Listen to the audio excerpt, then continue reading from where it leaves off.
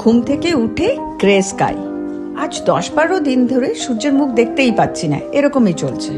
মুডটাকে একটু ভালো করতে চলে এলাম ইকিয়াতে ব্রেকফাস্ট করলাম। সবাই মিলে বাইরে বসে একটু খাওয়া দাওয়া করলে মনটা ভালো লাগে। সেই সাথে গরম গরম কফিতে চুমুক দিলাম আর ভাবলাম একটু ছোটোখাটো শপিং করি বাড়ির জন্য, ক্রিসমাস আসছে। তো সেই সুযোগটা নিয়ে ইকিয়াতে টুকটাক কিছু কেনাকাটা সেরে নিলাম।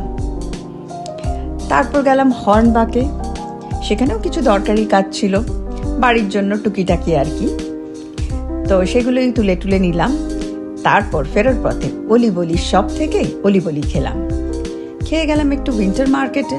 লোকাল মার্কেটে এখন ক্রিসমাস টাইমে নানা রকম শপ বসেছে, নানা রকম জিনিসপত্র বিক্রি হচ্ছে, এটাকেই বলে উইন্টার মার্কেট।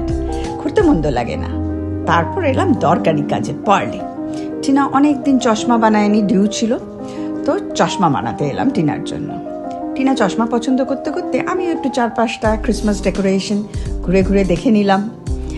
তারপর চলতে দেখলাম চারিদিকে ক্রিসমাস, তাই একটা দারুণ ভাইব চলছে, আর ব্যান্ডও বাজছে, তো সেগুলোও একটু শুনলাম।